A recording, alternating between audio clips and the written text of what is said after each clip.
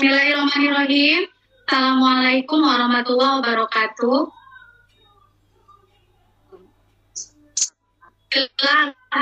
Alhamdulillah Rasulillah wa ala alihi wa amma ba'du. Alhamdulillah Bapak dan Ibu sekalian, untuk webinar kali ini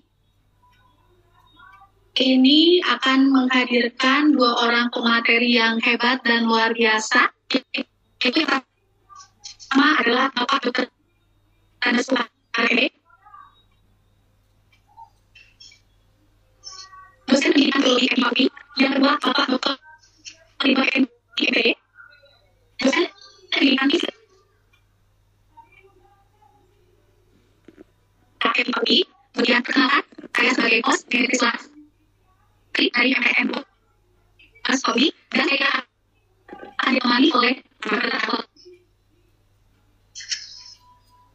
kita, yaitu Ibu Amalia SPDMPD dari MPS Alkasi Cimahi. Baik, tentu saja saya akan acara kali ini ada Ibu Amalia.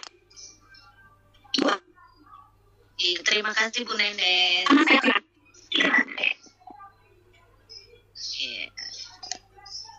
Terima kasih Bu Nenen. Assalamualaikum warahmatullahi wabarakatuh.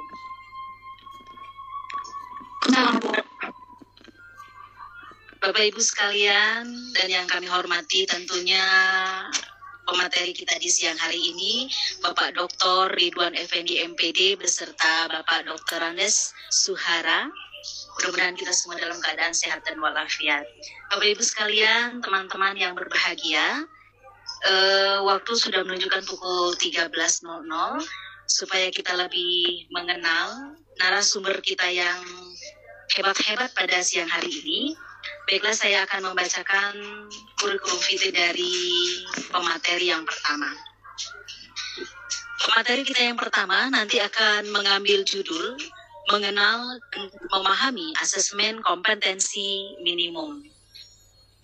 Beliau adalah Bapak Dr. Ridwan Effendi MPD, di mana beliau lahir dan menyelesaikan pendidikan dasar dan menengah di Kota Garut, kemudian pendidikan sarjana, magister dan doktor di UPI Bandung.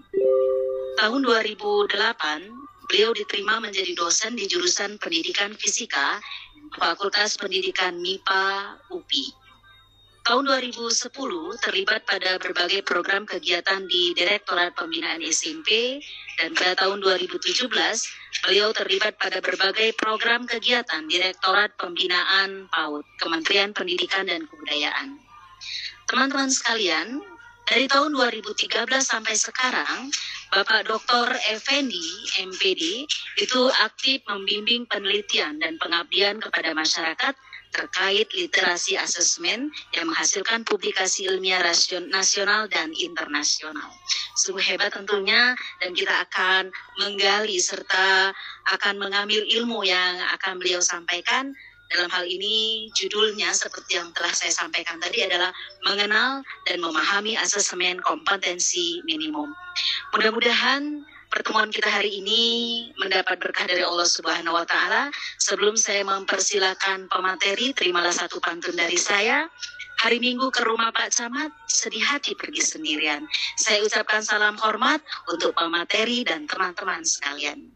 Baiklah teman-teman sekalian dan Bapak Ibu yang kami hormati, marilah berikut ini kita dengarkan bersama pemaparan dari Bapak Dr. Ridwan Effendi MPD. Kepada Bapak kami persilahkan. Oke, baik. Terima kasih Ibu Moderator. Bismillahirrahmanirrahim. Assalamualaikum warahmatullahi wabarakatuh. Waalaikumsalam warahmatullahi wabarakatuh.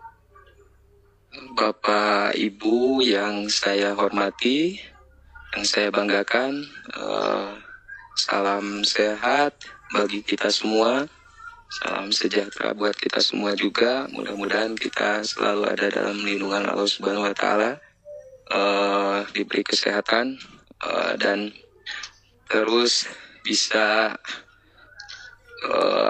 menggali ilmu dari manapun dalam kondisi yang serba daring ini, ya.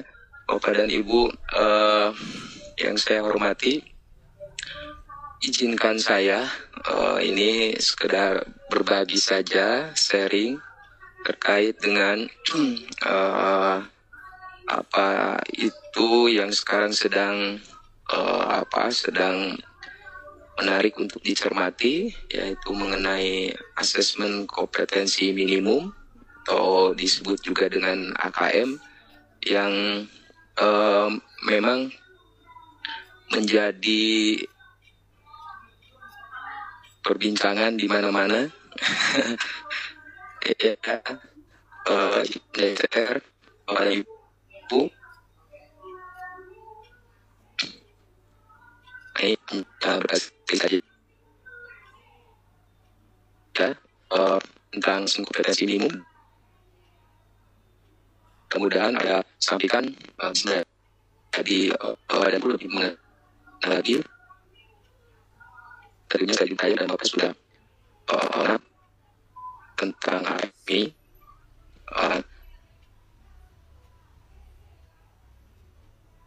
Semakin dikenal, tentunya akan semakin paham secara pilot. Soalnya akan sampai nanti bagaimana menyikapi begitu implementasinya. Bagi semua dan bahkan akan terjadi ini. Pasti juga Bapak dan Ibu. Share-nya udah guna? Baik. Sudah, Bapak. Halo, share-nya betul? Benar? Oh ya, Bu Amat. Baik. Putus-putus ya saya. Kalau di saya sudah, Pak. Pertanyaan. Sudah ya? Ya, udah. Sudah clear semua? Ya. Oke, baik. Jadi, mungkin kita bertanya bersama. Masih putus-putus. Bertanya, mengapa sih di tahun ini ada dari Ibu kebijakan Kembu di 2020 ini dalam lingkup kebijakan ada kebijakan mengenai Merdeka Belajar yang kebijakannya kebijakan tersebut diikuti 4 4 program. Salah yang satu yang kedua ujian nasional, yang ketiga PP, dan yang keempat tentang wajib. Nah, satu yang telah disebutkan ini yaitu tentang kebijakan program kebijakan Merdeka Belajar, yaitu tentang UN Assessment Kompetensi Minimum. Pemikiran yang bisa kepahami mengapa asesmen nasional ada di AKM itu berbeda dari asesmen nasional. Yang pertama tentang regulasi Undang-Undang Republik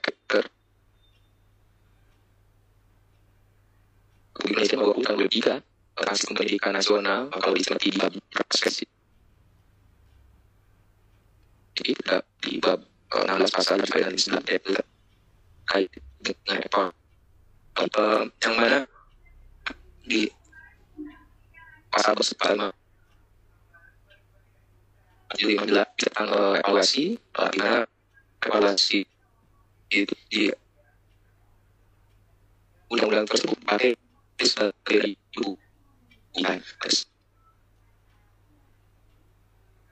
secara nasional yang mengenai akuntabilitas pendidikan bagi pada siapa kepada pihak keberatan dan secara nasional bagi undang-undang Bapak, mohon maaf Pak Ridwan. Pak Pak Ridwan, mohon maaf. Suaranya. Suaranya terputus-putus ya, Pak ya?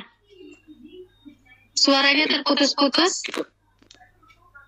Iya betul. Oh gitu. Iya, suaranya terputus-putus. Atau mungkin Saya halo. Kalau handsetnya dicabut gimana? Takutnya coba dites dulu, nggak usah pakai handsetnya, coba Pak dites, Pak. Halo. halo, Bapak. Oh, Kalau handsetnya dibuka gimana, Pak? Tanpa handset aja. Yang di itunya, yang ke laptopnya, Pak? Sudah? Sudah. Nah, kayaknya lebih jelas ini, coba, Pak. Sudah. Ya. Terima kasih ya. Jelas. Halo? Jelas ya? Iya, iya, Pak. Terputus-putus ya, Pak, suaranya, Pak ya? Ya terputus. Jadi, karena headset ya? Oh, kayaknya jaraknya. Kalau suara Bu Nenetnya jelas. Jelas. Itu yang sekarang? Masih, Pak, masih terputus-putus ya, Pak ya? Oh itu. Jadi masih bagus di sini. Oh, di bawah bagus ya. Oke.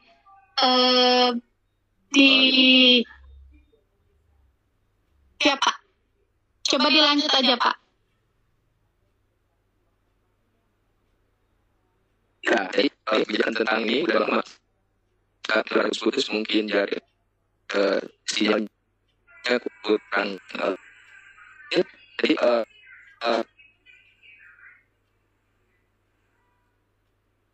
terkait nomor pasal 57, 16 pasal 57 negara tentang evaluasi, itu evaluasi. Karena ini dilakukan dari pendidikan secara nasional untuk pendidikan tentang mutu bagi pihak yang tentunya kegiatan evaluasi dibukakan secara baik lembaga profesional dan dilaksanakan oleh sekolah dan pemerintah yang sekarang sepertinya ada di Bapak mohon maaf, Bapak Ridwan. Ya. Bapak coba kameranya dimatikan supaya kita lihat kualitas suaranya bagus atau tidak. Ya, siap. Oke, Pak, dicoba, Pak. Oke, baik. Bapak bagus. Alhamdulillah. Ya, oke, alhamdulillah. Kalau gitu Sip. saya ini ya. Iya. Saya Oke, tadi kita mulai. sudah ada. Iya, sip. Ya, kita mulai. Jadi di ini yang pertama, mengapa ada asesmen nasional yang nanti kemudian akan dilaksanakan di Maret untuk SMP dan Agustus untuk SD. Itu berangkat dari kebijakan di Undang-Undang Nomor 20 Tahun 2003 tentang Sistem Pendidikan Nasional, yaitu terkait dengan evaluasi di pasal 57 sampai 59. Dari sini berangkat, lalu kenapa padahal kan sudah ada UN gitu ya. UN disinyalir bahwa memang belum mencakup ke yang ini, terkait balloting yang keempat dilakukan oleh guru sekolah, hanya dilakukan oleh pihak pemerintah. Yang kedua, perlunya asesmen nasional itu juga terkait dengan era pendidikan abad 21, di mana peserta didik pada abad 21 di era pendidikan abad 21 ini perlu memiliki kecakapan hidup yang kita kenal dengan life skill. Life skill yang mana yang dimaksud adalah kecakapan abad 21. Yang keren yang populernya adalah keterampilan abad 21 yang meliputi literasi dasar, kompetensi, dan karakter, kualitas karakter. Literasi dasar yang dimaksud itu terkait bagaimana bagaimana siswa menerapkan keterampilan dasar sehari-hari. Nah, ini termasuk di dalamnya ada 6 sebetulnya. Literasi mendasar itu ada literasi membaca, numerasi, literasi ilmiah, literasi ICT, finansial, dan literasi tentang sosial, budaya, dan kenegaraan. Dan yang kedua adalah kompetensi. Kompetensi ini terkait dengan bagaimana siswa memecahkan masalah keseharian dalam kehidupannya, mulai dari critical thinking, berpikir kritis, kreatif, komunikasi, dan kolaborasi. Nah, ini yang menjadi kompetensi, dikenallah kompetensi abad 21, yang populernya ini sebetulnya yang sekarang terkenal. Yang ketiga adalah tentang karakter. Jadi bagaimana siswa beradaptasi dengan lingkungan. Di lingkungannya itu yang disebut dengan karakter, mulai dari rasa ingin tahu, inisiatif, gitu ya, kepedulian, adaptif, kepemimpinan atau leadership, bahkan kesadaran akan sosial dan budaya. Nah, ini menjadi dasar juga kenapa akhirnya ada konsep asesmen nasional. Salah satunya adalah tentang perlunya kecakapan hidup di abad 21, di era pendidikan abad 21. Yang berikutnya,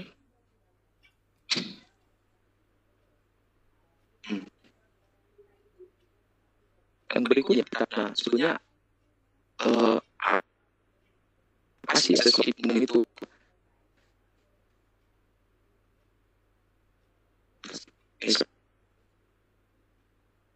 Nah, apa sih asesmen gitu ya? Ya, apa sebetulnya publikkan? Apa sebetulnya asesmen nasional dilakukan dalam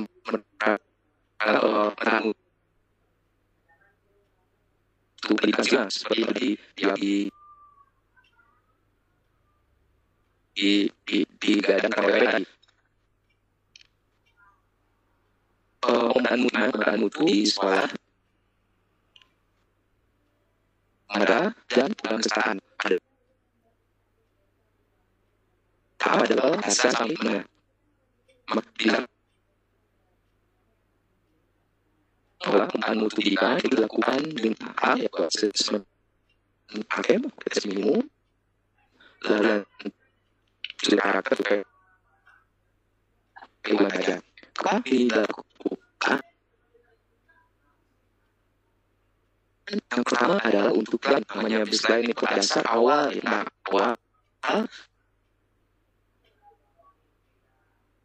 atau dengan evaluasi diri pada proses pendidikan atau pembinaan pendidikan. Tidak akan untuk menilai prestasi di pendidikan sekolah di bulan Bapak nih orientasinya basic dulu jadi kalau ini menghadapi isu ini yang kedua lagi program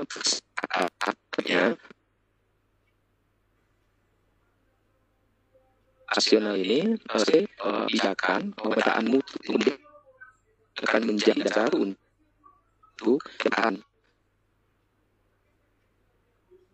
bagi pesan memerlukan. Jadi akan menjadi baik untuk mereka ini. Tentunya dan itu nanti akan dilakukan juga dengan hasil ini. Lagi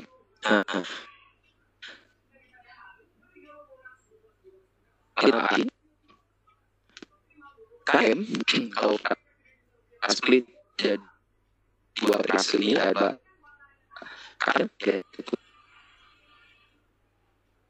asesmen yang dipahami sebetulnya sebagai proses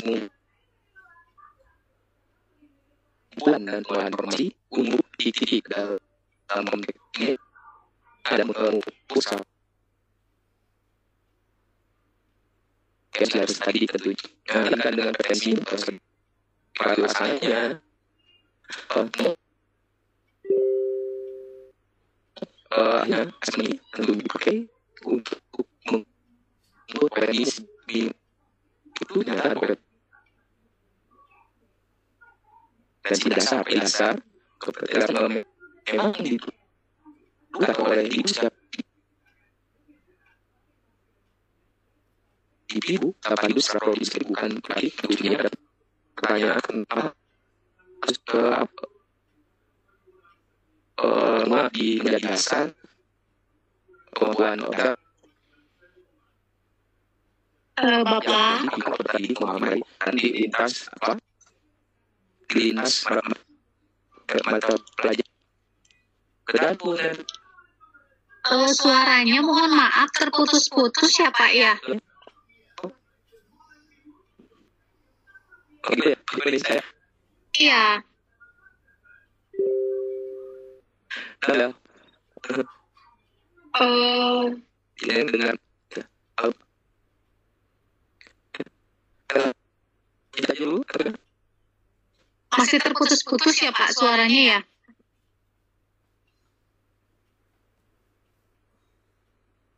Pak? Tadi sampai earphone yang ini. Oh gitu. Suaranya terputus-putus Pak. Kalau tanpa earphone gimana Pak?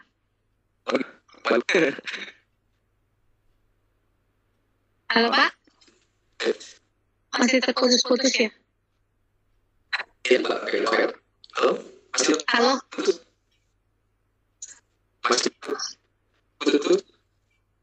Masih Pak. Masih terputus-putus di saya kalau di saya. Iya. Di sebagian yang lain juga sama Pak. Suaranya terputus-putus. Waduh.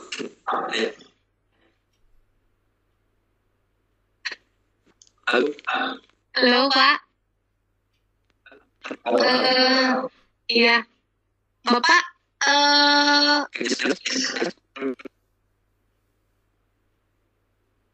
halo? Halo. Iya.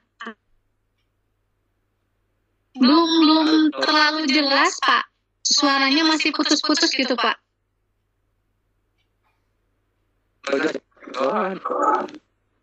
Iya. Oke. Halo. Oh iya. Ini yang dari Brebes juga sama katanya terputus-putus, berarti bukan di saya aja.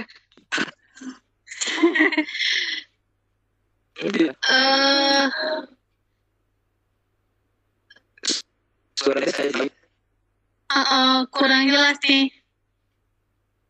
Iya Pak, sepertinya untuk semua peserta ini Pak yang kurang jelas suaranya karena terputus-putus. Bapak, mohon maaf sambil membetulkan audionya mungkin kita serahkan dulu ke Pak Suhara ya Pak ya.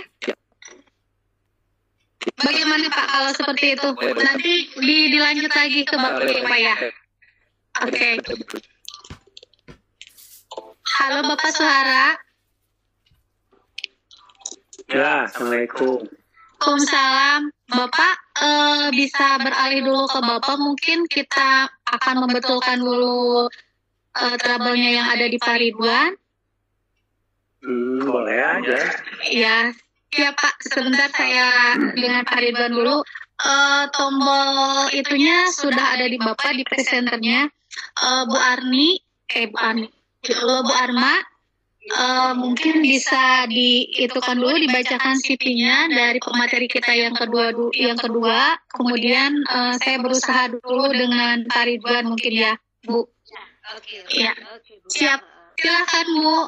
Oke, terima kasih. Baiklah, sementara kita menunggu Pak Ridwan dan Independen untuk memutuskan audio, Bapak dan Ibu sekalian, berikut ini kita akan mendengarkan barangkali sesaat lagi ya, materi akan disampaikan oleh narasumber kita yang kedua. Narasumber kita yang kedua ini juga tidak kalah hebatnya di siang hari ini. Oke, itu udah jalan lagi tuh Pak Ridwan. Udah. Silakan Pak Ridwan, karena biar nyambung. Udah jalan kayaknya, Bu. Oh gitu. Udah jalan? Ya udah. Udah, jelas Pak? Jelas nih Pak? Jelas Pak? Udah jelas ya? Bagus. Ya. Jelas sekarang. Jadi lanjut ya Pak Ridwan ya. Ya, saya pakai mikrofon itu ya. Mohon maaf Bapak dan Ibu sekalian, karena ini mungkin jaringan yang bermasalah ya Bapak ya. Silakan dilanjutkan kembali Bapak. Nih, bentar izin. Saya share lagi. Ya. Oke.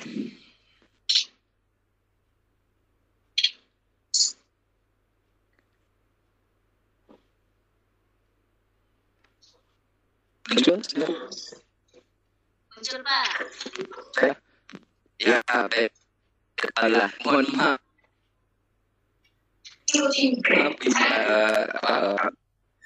Kabel di tinggal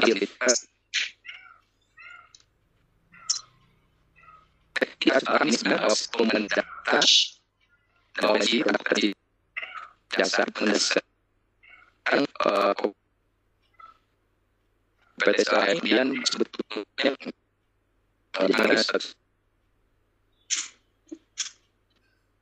sebetulnya kompetensi minimum apa sebetulnya namanya pembinaan itu bukan untuk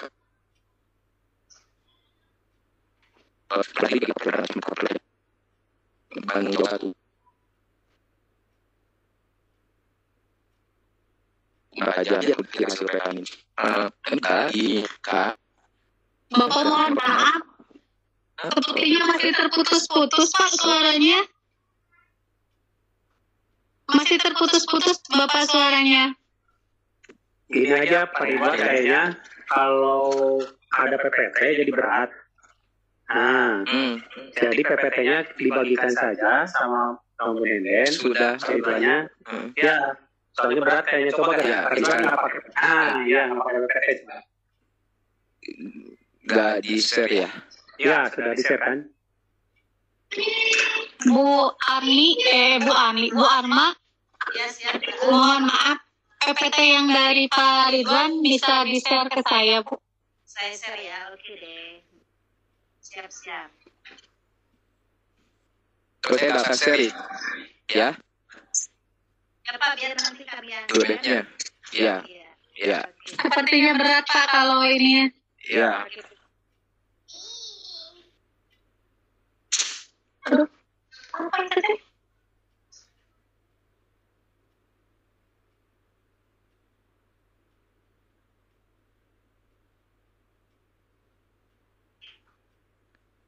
Oke, Ibu. Sudah. Bisa? Bisa kita mulai Pak Ridwan? Bu Nenen? Iya, sudah Bu. Silakan. Itu PPT Pak Ridwan sudah saya share di Bu Nenen ya? Ya. Oke, baik Bapak dan Ibu. Jadi asesmen kompetensi minimum ini jadi untuk kepentingan memotret kompetensi mendasar yang memang diperlukan untuk siswa, untuk setiap individu untuk bisa sukses dalam berbagai mata pelajarannya. Nah, dengan AKM diharapkan memang bisa memantik beragam strategi pembelajaran yang bisa disesuaikan oleh kita sebagai pendidik sesuai dengan kemampuan peserta didik, sehingga ada istilah namanya teaching at the right level. Jadi mengajar pada level yang sesuai gitu ya. Kemudian juga AKM ini diharapkan juga kemudian akan menjadi kalau berdasarkan baseline kompetensi yang tadi mendasar, maka kultur belajar itu peserta didik menjadi menjadi hal yang utama gitu bagi kita. Lalu berikutnya, apa saja sih yang disebut kompetensi mendasarnya, kompetensi minimumnya apa saja di AKM? Yang pertama diambil dari, sebetulnya tadi itu diambil dari keterampilan abad 21, literasi pada abad 21, literasi mendasar di abad 21, di life skill atau keterampilan abad 21, yaitu literasi membaca dan literasi dan numerasi. Dua itu yang disebut kompetensi dasar yang nanti kemudian akan diakses secara nasional, bahkan nanti Ibu dan Bapak juga akan di asesmen kelas, AKM kelas. Literasi membaca ini terkait dengan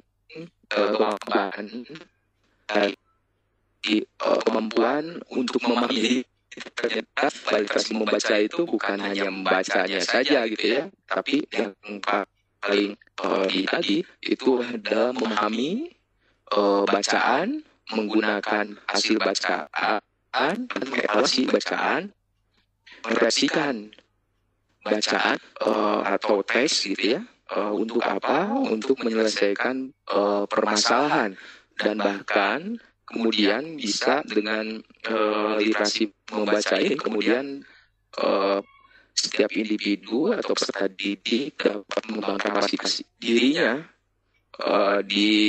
sebagai untuk berbisnis secara produktif di masyarakat. Dengan literasi membaca diharapkan demikian. Yang kedua, kompetensi dasar minimum yang kedua adalah numerasi yang diaksesnya. Numerasi ini terkait dengan kemampuan berpikir. Berpikir apa? Berpikir dalam menggunakan konsep, bahkan prosedur, fakta, matematis untuk menyelesaikan masalah sehari-hari pada berbagai jenis konteks yang relevan untuk individu sebagai tentunya warga negara Indonesia dan global nasional dan global gitu ya. Apa sih yang kemudian KM ini, literasi membaca dan numerasi, kemudian tentunya akan diukur dengan menggunakan instrumen yang dikembangkan, namanya instrumen AKM literasi numerasi. Nah, untuk siapa respondennya? AKM literasi membaca numerasi itu respondennya adalah peserta didik yang difokuskan pada peserta didik kelas 5, 8, dan 11, serta tadi seperti yang di awal sudah saya sampaikan, warga belajar di 6, 9, dan 12. Nah, dengan AKM diharapkan kita dapat informasi mengenai orientasinya ke hasil belajar kognitif. Hal yang berbeda dengan survei karakter. Kalau survei karakter ini harapan terkait dengan survei mengenai profil pelajar Pancasila. Harapannya seperti yang digulirkan juga bijaknya, profil pelajar Pancasila yang mana beriman, bertakwa, berakhlak mulia, bernalar kritis, mandiri, kreatif, gotong royong, berkebinekaan global, yang kemudian nanti akan disurvei dengan survei instrumen karakter. Respondennya siapa? Respondennya adalah peserta didik dan warga belajar untuk program kesetaraan. Dari survei karakter diharapkan kemudian nanti akan dapat hasil belajar bukan kognitif seperti AKM, tapi hasil belajar sosio-emosional dari peserta didik atau warga belajar. Yang ketiga, di asesmen nasional itu akan dilakukan survei lingkungan belajar. Lingkungan belajar, survei ini terkait dengan iklim belajar dan iklim satuan pendidikan.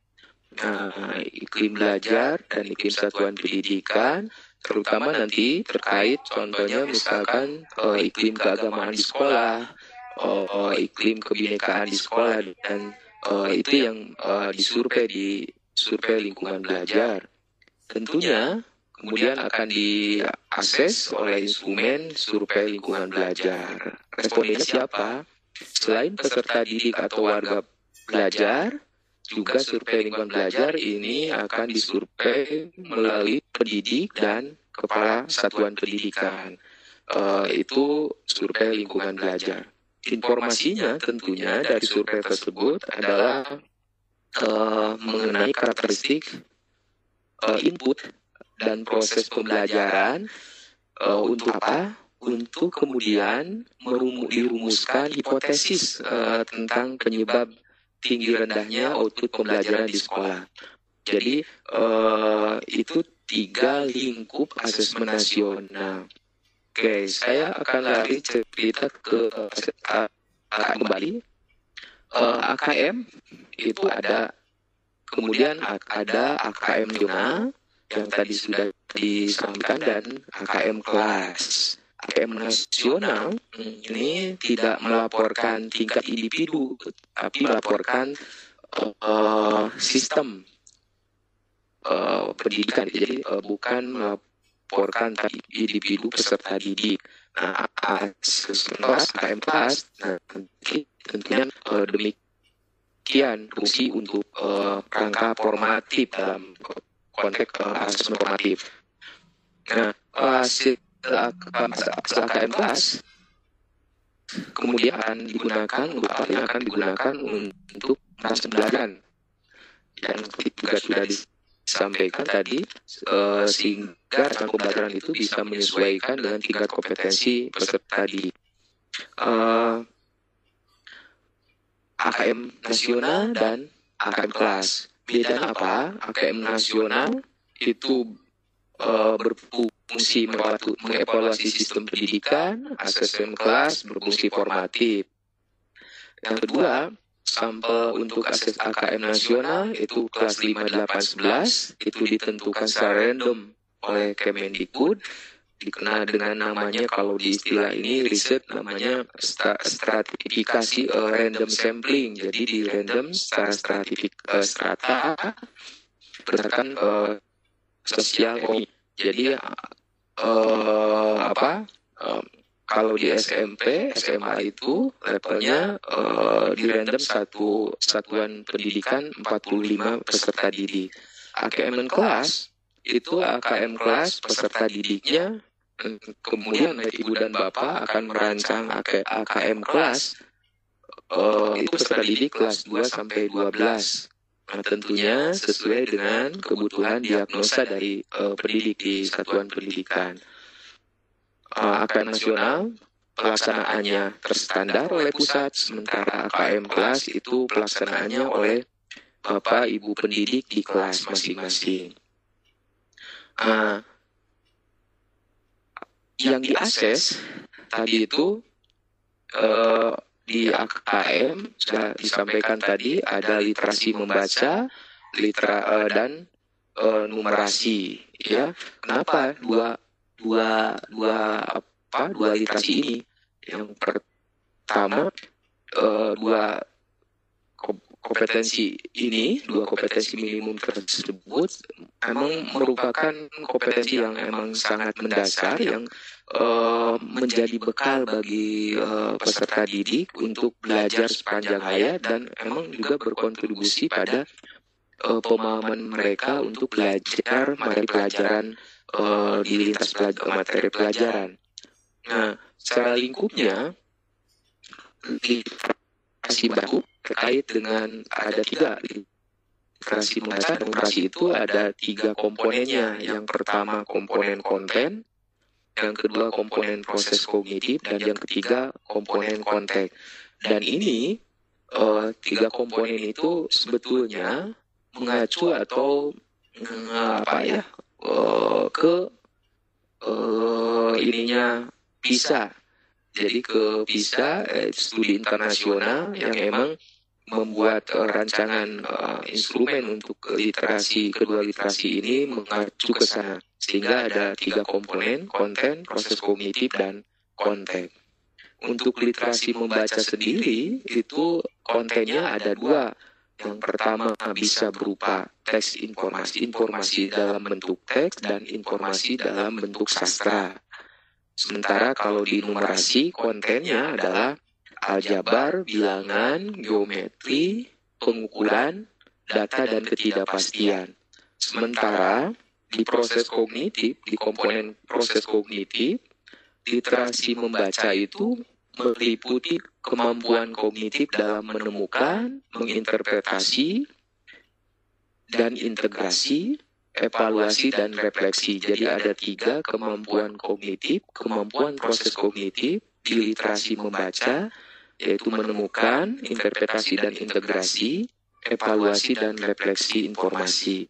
Sementara di numerasi, proses kognitifnya meliputi pemahaman, penerapan, dan penalaran. Nah, kalau kita bercermin dari taksonomi Bloom yang sudah kita pahami, setidaknya dari mulai C2, C3, dan high order thinking, C4 ke atas, setidaknya C4 analisis. Yang komponen ketiga adalah komponen konteks. Komponen konteks di komponennya AKM, di literasi membaca dan maupun di numerasi itu konteksnya personal, bisa sosial, budaya, dan saintifik. Jadi asesmen AKM itu pasti mengandung komponen konteks, baik itu personal, sosial, budaya, dan saintifik. Konten pada AKM, literasi membaca terkait teks informasi itu biasanya ditujukan untuk ditujukan untuk memberikan fakta seperti data atau informasi mengenai satu wawasan pengetahuan yang sifatnya tentunya ilmiah. Jadi teks informasi atau teks sastra itu bisa berupa data, fakta, atau informasi tentang wawasan keilmuan ilmiah tentang itu yang menjadi biasanya teks yang muncul di AKM di literasi membaca, termasuk teks sastra juga sama, itu juga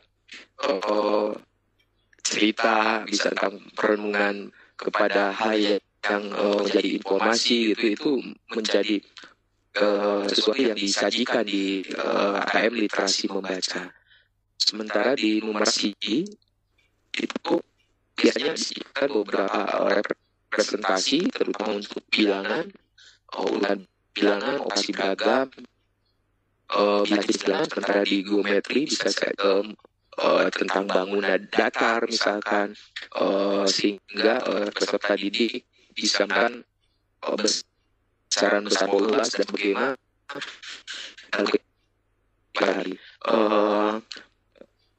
masuk aljabar dan data ketidakpastian. Di aljabar kita disajikan tentang persamaan, pertidaksamaan, relasi, fungsi gitu, serta kan proporsi atau rasio di numerasi itu menjadi hal yang memang sudah harus kita sikapi, kita cermati di konten pada AKM. Nah, di proses kognitif tadi sudah saya sampaikan literasi 3 di membaca, memberikan konsiderasi dan sebagainya. Formatnya, format yang berkembang untuk mengakses AKM. Jadi permasalahan AKM itu ini emang sudah menjadi rekomendasi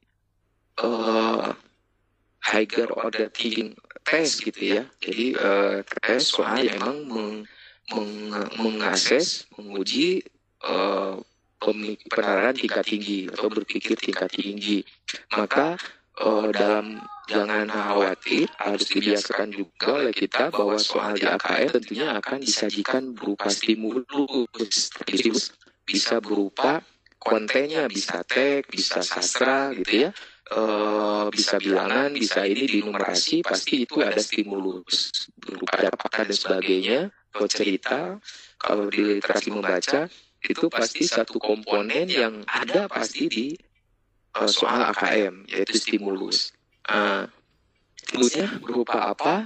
Biasanya dalam berbagai konteks yang atau representasi yang sangat beragam, dengan elaborasi tabel, grafik, ilustrasi, terutama jenis stimulus multiple item dengan ilustrasi yang konkret dan informatif. Bahkan kalau ditelah oleh kita, diarahkan bahwa stimulus itu harus sifatnya setidaknya memiliki 4 unsur. Yang pertama edukatif, itu menarik, inspiratif, dan ada ke sisi originalitasnya, ada keterbaruannya. Sementara bentuk soal yang soal AKM itu bentuknya bisa 5, yaitu dari mulai pilihan ganda, bisa pilihan ganda yang kompleks dengan bisa memilih beberapa pilihan, mencocokkan atau dikenal populer dengan istilah menjodohkan, isian singkat atau uraian singkat, dan tentunya esai atau uraian. Ini jadi setidaknya ada 5 pasti format soal AKM dari sisi pilihan ganda. Pilihan gandanya kompleks, tadi itu yang pilihan dengan jawaban benar lebih dari 1 pernyataan benar salah atau ya atau tidak, itu pilihan ganda kompleks, mencocokkan, jawaban singkat, dan uraian. Lalu distribusi soal AKM sebetulnya sudah dirilis oleh Menjar, terutama untuk Ibu Dapat kemudian akan mengembangkan AKM soal AKM di kelas, AKM kelas.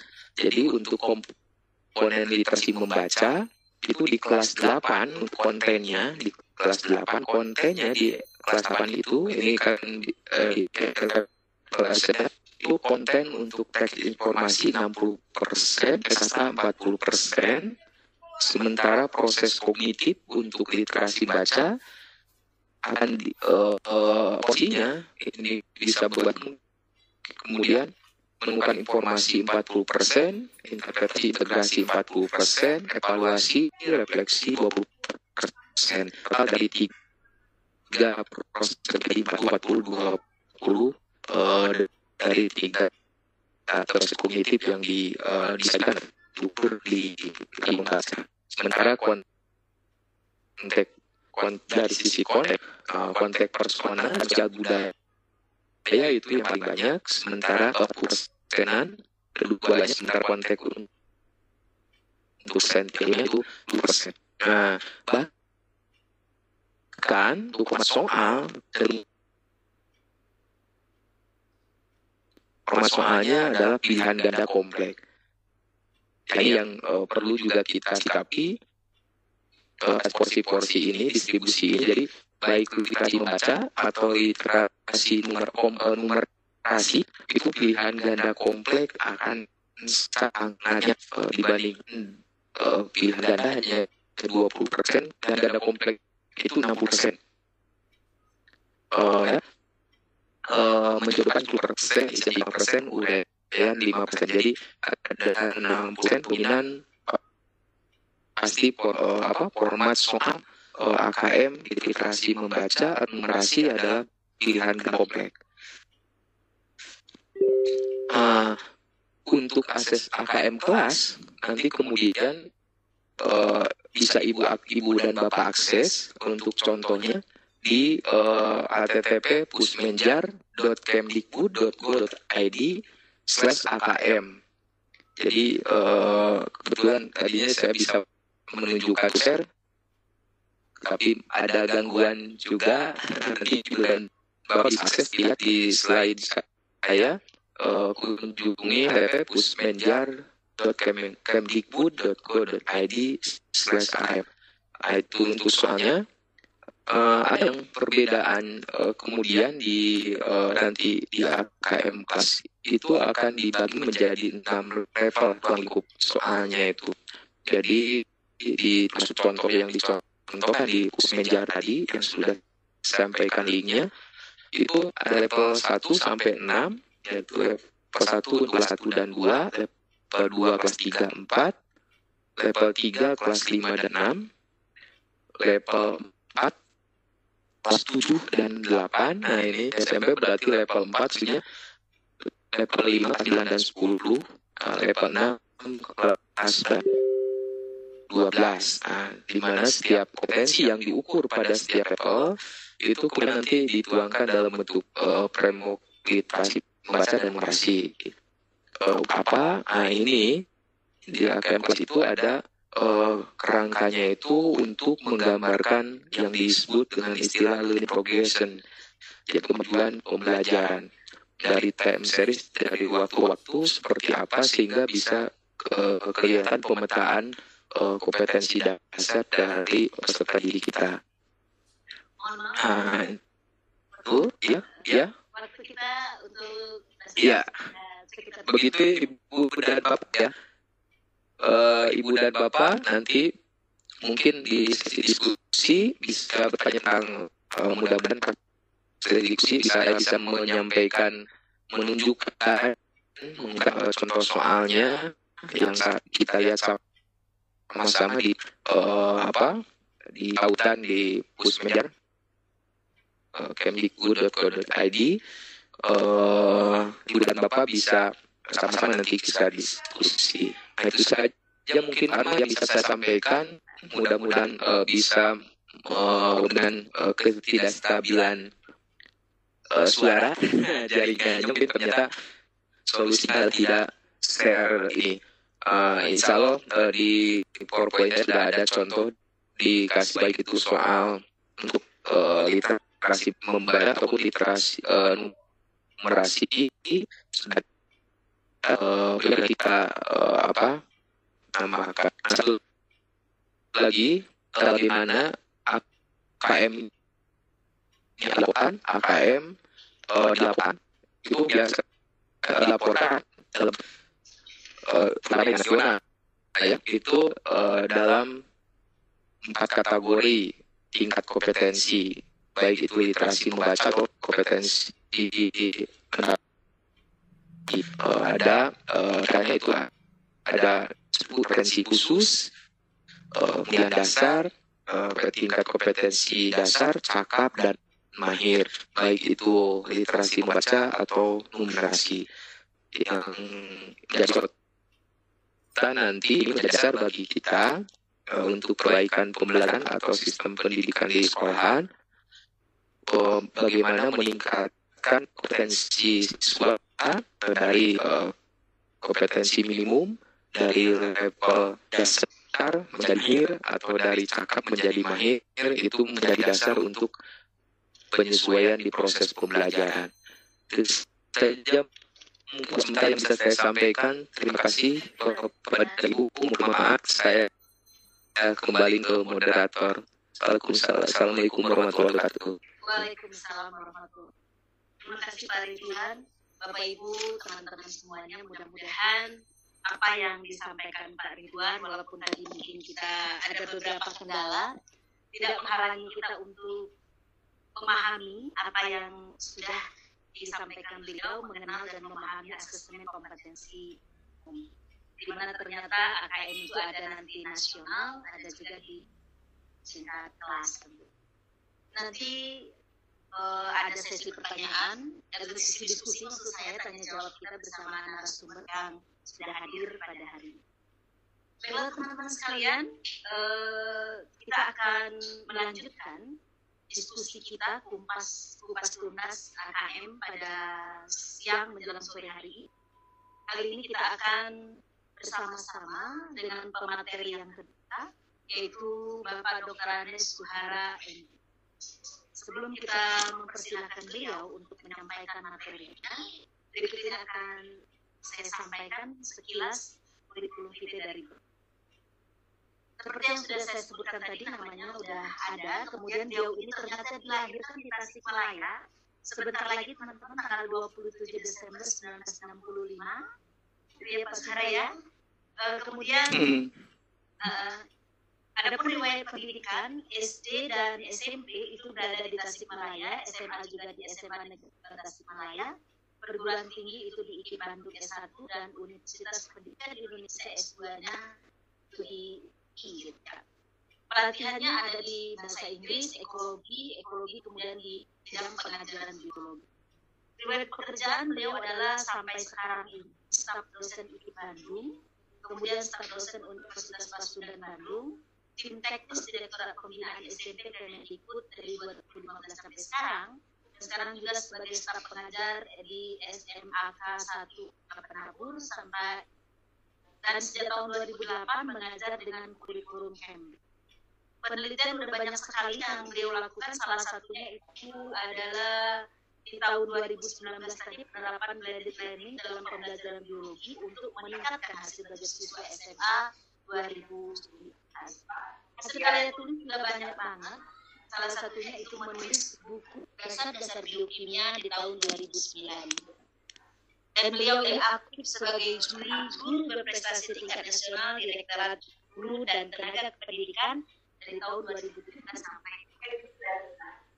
Dan sekarang beliau sebagai pembina bimbingan teknis alat laboratorium IPA guru SMP tingkat nasional itu dimulai dari 2015 sekarang. Dan teman-teman Pak Suara ini juga mempunyai sebuah hak cipta, sebuah pemanfaatan back shoulder fly sebagai alternatif di tahun 2019 ini Pak Suara ya. Ya. Senang sekali tentunya teman-teman kita dapat bertemu dengan dua narasumber kita yang sangat hebat pada siang hari ini. Kalau begitu tanpa memperpanjang kata, waktunya saya persilakan Pak Suara sampai nanti di pukul 14.30 barangkali Pak. Ya. Dengan materi yang berjudul implementasi AKM dalam pembelajaran. Kepada Pak Suara dipersilakan teman-teman sekalian, mudah-mudahan kita dapat mendengarkan dengan jelas. Silakan Pak. Baik, terima kasih kepada Bu Asma ya untuk waktunya. Saya izin share saja langsung.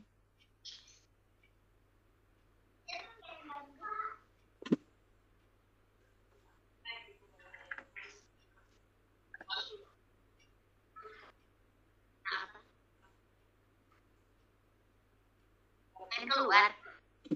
Ya, mudah-mudahan sudah terlihat. Sudah ada ya? Sudah Pak, sudah terlihat Pak. Sudah. Baik, saya akan coba ada gambar, ada PPT, saya besarkan. Kalau nanti gangguan lagi, seperti tadi, gambar saya akan saya hilangkan. Siap. Baik, saya coba perbesar dulu. Nah, Mudah-mudahan aman. sudah Bapak Ibu? Sudah Ya. Pak. Ya. Ya, alhamdulillah. Ya. Baik, Bapak Ibu, saya akan melanjutkan Pak Ridwan. Jadi kami sering kegiatan bersama. Jadi sama Pak Ridwan untuk asesmen. Mungkin kemarin bersama-sama dengan MTS ini ada pengabdian khusus untuk pembuatan soal tingkat tinggi. Saya akan lama di sini karena tadi sudah dikupas bahwa AKM itu adalah bagian dari asesmen nasional, dan yang paling penting adalah bahwa AKM itu nanti akan jadi pemetaan mutu pendidikan.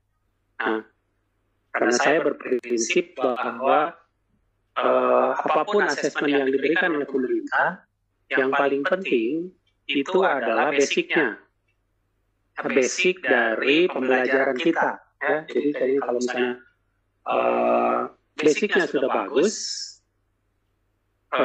dan diperhitungkan, seperti misalnya seseorang mau membangun gedung, tentu fondasinya yang harus bagus. Gedung 1 tingkat, gedung 2 tingkat, gedung 4 tingkat tentu berbeda fondasinya. Nah, walaupun misalnya di atasnya mau dikasih aksesoris apapun. Jadi saya berprinsip ke sana, dan dengan AKM ini sebagai salah satu bentuk dari asesmen yang diberikan, di kita sudah banyak dikenal, ada Panas, ada UN, ada UTBK, ya. Jadi itu hanya macamnya saja, gitu. Kemudian kemampuannya, kompetensinya yang diukur juga berbeda-beda. Jadi kalau fondasinya sudah bagus, saya kira mau apapun yang datang kita bisa menyelesaikan itu. Anak-anak kita tentu bisa menerima apapun bentuk asesmennya. Jadi tadi sudah dikatakan ada dua, literasi dan numerasi, dan inilah yang jadi dasar tahun ini, ya, tahun 2021 yang akan diukur. Tadi kata Pak Ridwan, kompetensi itu ada 6 banyak, jadi sementara diukur ini dulu. Bisa pun sama hanya sampai ke saintifik. Nah, padahal sebenarnya kita itu sudah melatih, walaupun secara tidak langsung, secara tidak terasa gitu. Kalau fisika, saya kira di aljabarnya, matematiknya tentu sangat kuat, gitu ya. Berbeda dengan orang-orang yang latar belakang biologi. Dalam tanda kutip lah, orang biologi agak sedikit rikuh gitu, atau misalnya alergi lah kalau diberikan angka-angka. Nah, tetapi dalam hal ini bukan matematiknya yang akan diukur, tapi kemampuan numerasinya, bernalarnya dengan menggunakan prinsip-prinsip matematik. Nah, ini tadi sudah dikemukakan oleh Pak Ridwan, ini pun sudah tentang kontennya apa, proses kognitifnya apa, dan konteks yang nanti akan dibuat dalam soal itu juga tadi sudah. Nah, saya hanya ingin di sini, ya, saya ingin ke implementasi. Jadi kalau Bapak Ibu lihat di sini, bahwa sebenarnya kita sudah, atau anak-anak yang akan diukur AKM-nya di kelas 8, kemudian nanti di kelas 11, ya kita mungkin fokus di kelas 8, tentu sejak SD, sejak kelas 7, dia sudah dapat konten mata pelajaran. Dan konten yang diberikan dari SD maupun dari TK, mungkin PAUD dia sudah, gitu. PAUD, TK, kemudian SD, dan kelas 7, nah ini kemampuan-kemampuan itu, atau konten-konten mata pelajaran ini, untuk membangun kompetensi. Jadi siswa itu akan dibangun kompetensinya. Begitupun pada saat dia ada di kelas 11. Pada saat dia diukur kompetensi dasarnya, literasi membaca dan literasi numerasinya, tentu ini akan diwarnai oleh ini. Oleh konten, oleh metode, oleh strategi pembelajaran, apa yang diberikan. Nah, tentu saja nanti, setelah siswa ini diukur mengenai kompetensi dasarnya, apa yang sebenarnya harus dilakukan? Nah, kenapa? Karena kompetensi itu dapat digunakan untuk menguasai konten mata pelajaran berikutnya. Atau di kelas 11 itu juga. Atau di tingkat-tingkat yang lebih tinggi lagi. Ya. Jadi, itulah dasar kenapa saya lebih mengarahkan kepada implementasinya. Jadi kita bagi tugas Pak Ridwan di tatanan teori dan kebijakannya. Nah, saya lebih memfokuskan ke sini. Jadi pembelajaran yang dirancang dengan memperhatikan tingkat capaian murid akan memudahkan murid menguasai konten itu. Nah, jadi atau kompetensi yang diharapkan pada suatu mata pelajaran. Jadi nanti bagaimana pembelajaran itu? Nah, ini adalah hasil AKM. Saya sudah ringkas. Ya. Hasil AKM itu saya ringkas jadi 3 saja yang paling utama. Jadi yang pertama bisa dimanfaatkan untuk perbaikan proses pembelajaran pada mata pelajaran. Kemudian, tadi Pak Ridwan sudah jelaskan ada level-levelnya. Kemudian, guru dapat menyusun strategi pembelajaran yang efektif dan berkualitas. Dan yang ketiga, memberi gambaran kepada guru mengenai takaran yang tepat untuk setiap teaching at the right level. Nah, ini yang berarti yang ketiga. Nanti saya akan sedikit memberi gambaran. Ya. Baik, bagaimana proses pembelajaran, perbaikan itu, saya menawarkan beberapa hal. Ya. Yang pertama, bahwa perbaikan proses pembelajaran mata pelajaran itu, Bapak Ibu, mari kita semua mengubah paradigma. Sekarang dengan adanya pandemi ini memberikan satu kesempatan pada kita. Ternyata paradigma kita ini sudah harus berubah.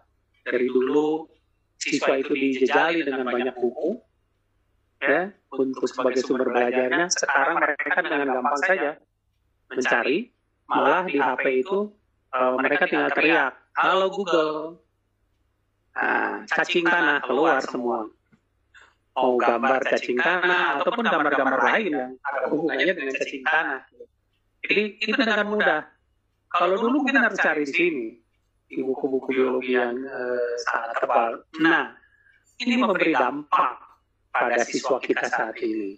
Artinya, anak-anak kita saat ini, kalau diberi buku seperti ini, itu Bapak Ibu bisa jengkel.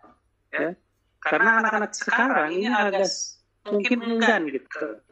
Udah melihat bukunya juga, tidak enak gitu. Tapi pada saat mereka harus searching, nah, mereka sangat asik. Ya, jadi ini mungkin satu paradigma yang harus dimanfaatkan oleh kita. Jadi bagaimana nanti strategi pembelajaran yang harus kita ubah dengan memanfaatkan kebiasaan yang ada sekarang. Jadi ada kebiasaan baru itu dengan pandemi, ya kita manfaatkan. Nah, yang saya tawarkan adalah menambah pengalaman belajar siswa. Jadi yang tadi itu, ya, hasil AKM itu dia dapat dimanfaatkan untuk perbaikan pelajaran, mata pelajaran, apapun itu. Nah, caranya apa? Saya menawarkan, silahkan tambah pengalaman belajar siswanya. Mau dengan praktikum, berdiskusi, ya, mengerjakan permasalahan, misalnya ada permasalahan yang diberikan dengan berbagai metode, atau mereka simulasi, atau dengan presentasi, itu akan memberikan pengalaman yang sangat berarti pada siswa. Nah, seperti kita ketahui, pengalaman itu sesuatu hal yang sangat penting. Contoh dalam pandemi ini misalnya, bagaimana guru memberikan pengalaman pada siswa, sementara siswanya juga tidak pergi ke sekolah misalnya. Sumber belajar itu kan bisa di mana-mana, contoh di dapur misalnya. Di dapur itu banyak yang bisa kita pelajari. Dicoba saja di rumah.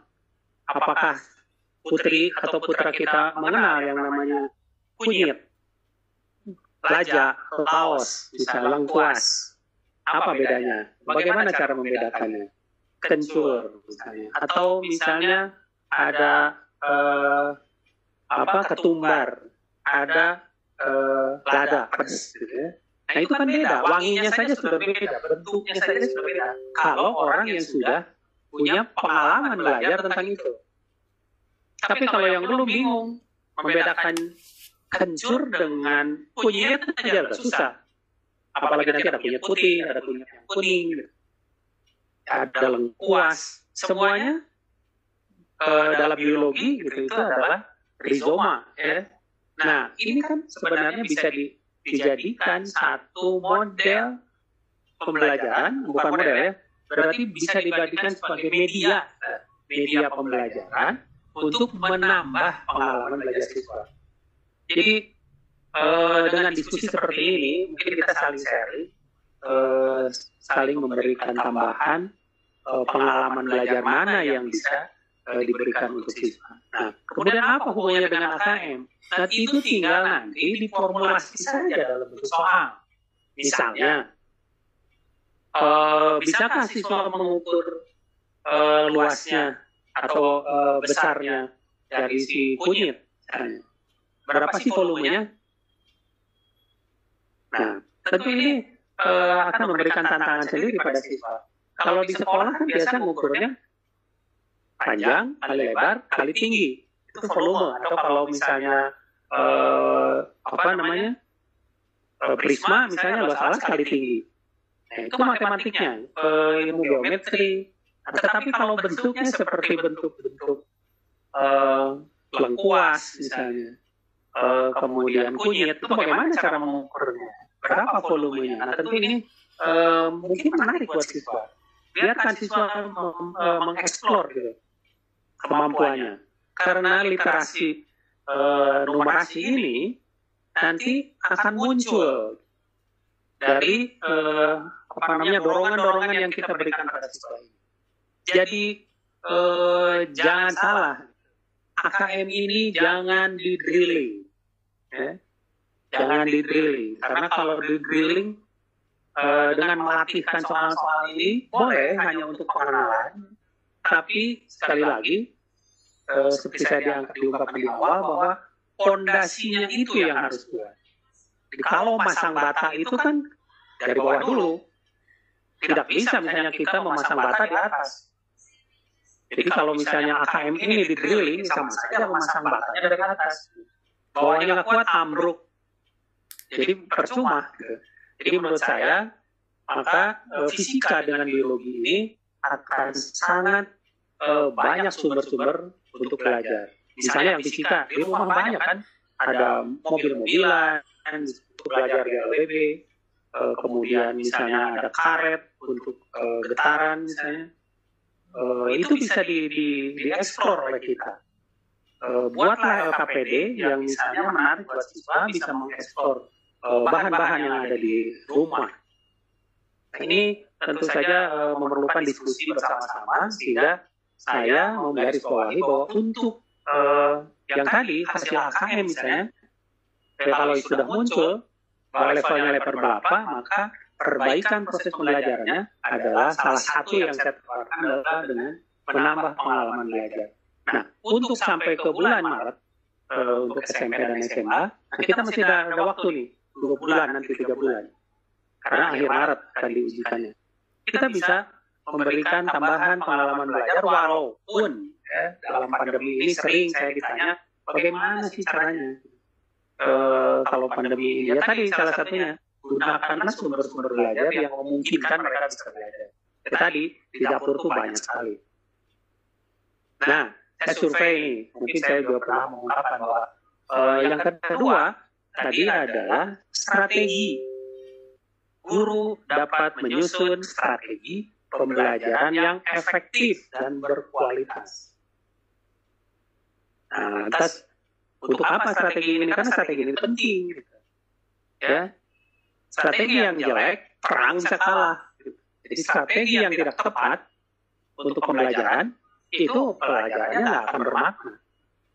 Saya pernah melakukan suatu bentuk model pembelajaran jigsaw pada siswa.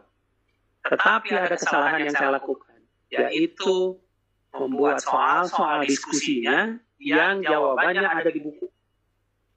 Dan ternyata itu memberikan dampak yang kurang baik. Jadi bukan model pembelajaran yang tidak baik, tapi gurunya yang merancang strategi yang saya siapkan untuk itu tidak benar. Jadi diskusinya mandek, karena semua ada jawabannya di buku.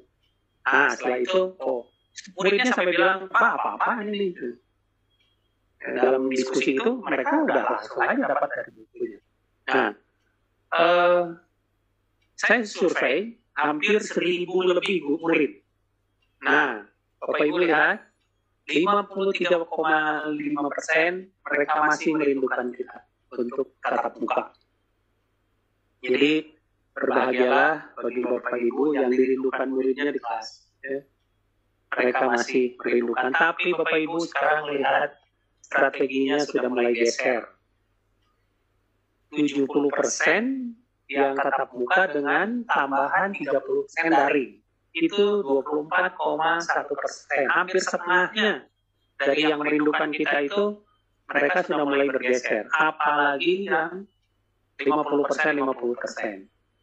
Antara tatap muka dengan online ya, atau daring. Ini hampir sepertiganya dari 53%. Lebih lah. Nah, jadi sekarang harus diubah lagi nih dalam strategi pembelajarannya. Saya menawarkan blended learning. Saya sudah pernah melakukan penelitian bersama 8 mahasiswa, 4 di SMA dan 4 di SMP. Nah, ternyata walaupun banyak kekurangan yang masih ini, dan sekarang sudah mulai, apalagi dengan kondisi pandemi saat ini. ya, bagaimana memblendingkan pembelajaran saat ini, ya tentu saja Bapak Ibu sudah lakukan sekarang. Satu, misalnya sinkronus walaupun virtual, ya, dengan Zoom, Webex misalnya, atau juga dengan Google Meet, ya. Satu lagi yang asinkronus. Terus orang sudah banyak sekarang menggunakan WA Group, kemudian menggunakan Google Classroom, ya. Dan disitulah kita bisa men-share praktikum, bisa men-share LKS, video, materi, dan anak bisa belajar secara asinkronus. Ini menjawab survei saya gitu, bahwa siswa sekarang sudah mulai geser. Malah ada lumayan juga nih yang 100% online. Ini mungkin perlu ditanyakan nih, siswa yang kayak begini kenapa gitu. Jadi ini saya awal pandemi saya bikin ini. Nah itu untuk strategi pembelajaran, jadi bisa digabungkan seperti itu. Nah, yang terakhir, teaching at the right level. Nah, seperti tadi Pak Ridwan katakan, levelnya ada 6, ya, yang akan diujikan itu. Ini sebagai satu contoh. Artinya, siswa itu ada SD, SMP, SMA. Tadi levelnya ada 6. Nah, SMP itu ada di level 4. Saya antara kelas 8 dan kelas 7, ya. Nah, jadi nanti akan diukur kemampuannya apakah anak-anak SMP memang sudah mencapai level 4 itu, gitu. Atau jangan-jangan siswa kita masih level SD, gitu. Walaupun mereka ada di SMP. Begitupun di SMA. Mereka badannya ada di SMA. Tetapi kemampuannya masih setara dengan SMP. Nah, itulah yang dimaksud teaching at the right level. Ini yang berat. Karena guru harus memiliki strategi, metode pembelajaran yang berbeda. Contoh nih, ini pelajaran satu saat saya ke lapangan, ini di suatu provinsi di Indonesia, ya, saya pergi ke sana. Ini kelas 10, pelajaran matematika. Ya. Ada siswa, salah satu siswa di kelompok ini, yang tidak bisa menghitung 2 kali 8. Bayangkan Bapak Ibu, SMA kelas 10, 2 kali 8, dia pusing, nggak bisa. Nah, untung yang anak perempuan ini sangat baik hati, jadi dia menuntun sampai anak ini bisa menyelesaikan LKS-nya. Bayangkan ya, SMA kelas 10, tapi 2 kali 8 saja, bingung dia. Bagaimana mengerjakan aljabar yang lebih tinggi gitu. Nah, kalau diuji numerasinya, saya nggak tahu tuh anak yang seperti itu. Mungkin levelnya masih di sini. Ya, maka kita harus tepat memberikan strategi, harus tepat memberikan metode pembelajaran, dan juga melatihkan tadi numerasi, literasi. Saya masih ingat, kalau membuat buku SD, dulu saya pernah diajak untuk menyusun buku SD, itu kata, satu kalimat, itu tidak boleh lebih dari 4 kata. Untuk kelas-kelas bawah. Mungkin Bapak Ibu masih ingat, kadang-kadang hanya 3 kata. Ini Ibu Budi, sudah cukup, itu kelas 1.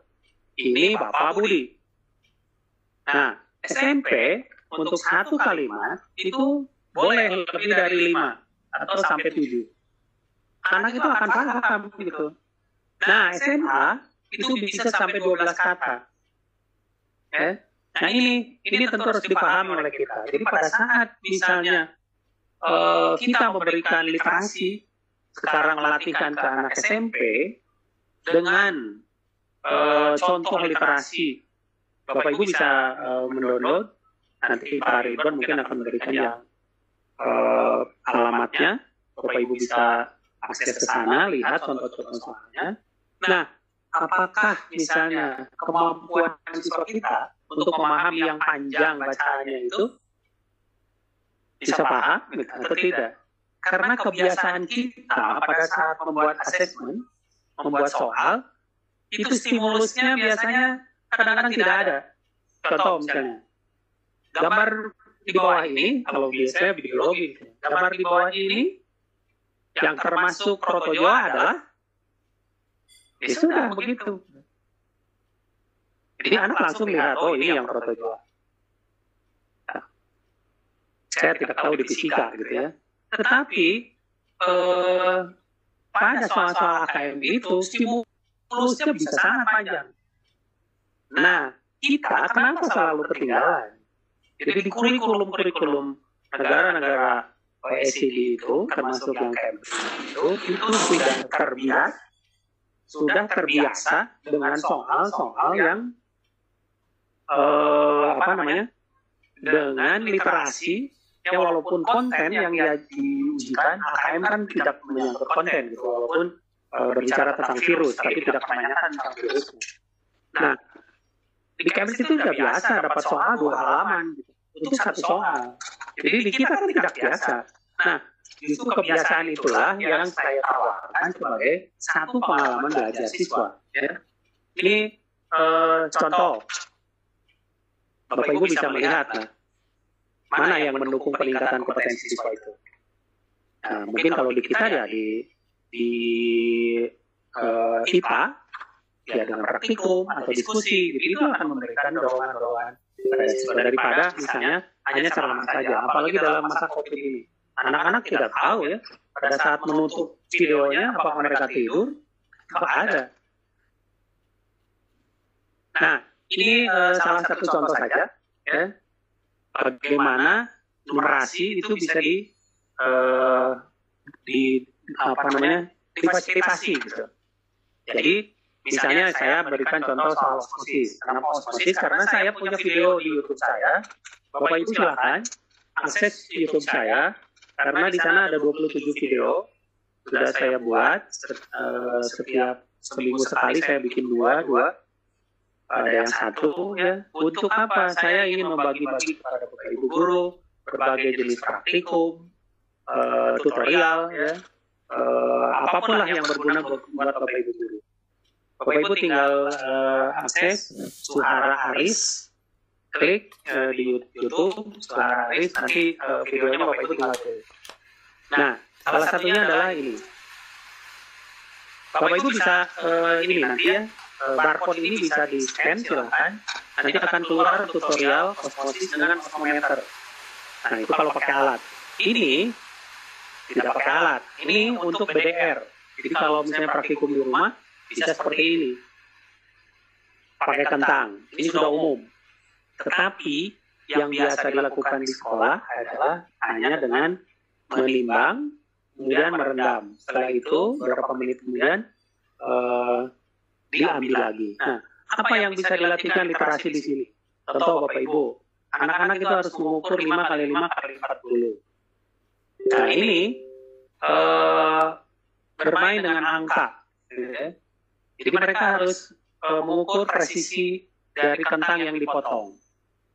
Kemudian pada saat praktikum, nah di rumah tentu saja tidak ada timbangan, maka kita untuk osmosisnya bisa hanya dengan menggunakan sendok, 1 sendok, setengah sendok. Nah di sini yang menarik Bapak Ibu, setelah anak disuruh hanya merendam dengan 1 sendok dan setengah sendok, biarkan anak itu melakukan praktikum sendiri. Nah, di sini kita coba apakah dia paham misalnya bahwa dalam percobaan itu harus ada ulangan. Artinya, satu wadah ini diisi berapa biji? Apakah 1, 1, 1? Atau siswa sudah paham? 3, 3, 3. Nah, ini untuk apa? Gitu. Nah, nanti ada rata-rata. Nah, itu adalah basic untuk kemampuan literasi, merata-ratakan misalnya dari satu kegiatan. Kemudian untuk literasi sainsnya, ya, mereka itu paham nggak dalam satu penelitian itu ada kontrol. Nah, kita jangan berikan ini. Kalau mau Bapak Ibu berikan, Bapak Ibu bilang aja bahwa nanti si kentangnya direndam pakai garam 1 sendok dan taruhan garam 1 sendok. Ya. Nah, 1 sendok dan setengah sendok ini juga biarkan saja apakah siswa akan sama nanti mengukur si airnya, bagaimana cara dia mengukur. Jadi di sini biologi bermain dengan angka-angka, bermain dengan larutan, kemudian pengenceran, merata-ratakan, mengukur. Nah, itu adalah basic untuk literasi, numerasi. Nah, apalagi misalnya, nanti dorong lagi siswa membuat tabel. Nah, ini juga nanti tabel itu bisa saja ada di literasi. Ya, karena di dalam literasi juga memungkinkan memunculkan tabel. Siswa mau dibuatkan tabelnya duluan oleh Bapak Ibu silakan, atau tabel ini suruh bikin sendiri. Biarkan siswa ini merancang sendiri tabelnya. Nah, ini tergantung kemampuan siswa-siswa kita. Kalau Bapak ingin mencoba dulu, coba dulu. Nanti lihat level kemampuan siswa kita itu ada di mana. Ini sama saja mirip lah dengan AKM. Cuman kalau AKM itu kemampuan tidak berdasarkan konten, tapi kalau ini berdasarkan konten. Gitu. Biologi, fisika juga sama saja. Bisa seperti tadi. Ini contoh misalnya praktikum kelembaman. Nah ini. Jadi ibu guru ini menyimpan satu gelas, ditutupi baki, di atasnya ada telur. Bakinya dipukul dengan cepat, ya, telurnya jatuh. Kemudian ibu guru ini juga memberikan contoh kelembaman dengan menarik kaplak meja yang di atasnya ada gelas berisi air, tidak sampai tumpah. Nah, itu tentu dengan prinsip-prinsip fisika bisa dilakukan. Jadi dalam hal ini strateginya, metodenya, kemudian medianya, itulah yang harus Bapak Ibu siapkan untuk melatih siswa-siswa kita, sehingga nanti pada saat dia memperoleh AKM itu tidak menjadi kendala buat mereka, karena mereka sudah terbiasa melihat tabel, mereka sudah biasa membuat grafik misalnya. PPT-nya videonya sedang saya siapkan yang ini, jadi Bapak Ibu bisa lihat di YouTube saya. Nah, terus satu lagi yang ingin saya sampaikan, pada saat Bapak Ibu misalnya menyiapkan pertanyaan-pertanyaan, jangan lupa skornya. Ya, ini yang sering lupa oleh Bapak Ibu guru pada saat membuat pertanyaan. Kadang-kadang setelah jadi jawabannya baru mikir, ini nilainya berapa? Jadi dirancang dulu dari awal. Berapa? Kenapa nilainya 1? Kenapa nilainya 2? Nah, ini tentu akan memudahkan pada saat kita membuat rubrik jawaban. Nah, ini nanti masalah literasinya Bapak Ibu bisa memberikan penjelasan yang panjang lebar tentang osmosis dan difusi. Nah, itulah yang bisa diberikan, ya. Dan Bapak Ibu bisa di scan ini. Nah, dengan alat, ini dengan alat praktikumnya. Jadi kalau Bapak Ibu scan ini, nanti di sana akan ada alat yang namanya osmometer. Alat ini bisa mengukur berapa jumlah air yang berpindah. Nah, kalau kentang kan tidak terlihat airnya.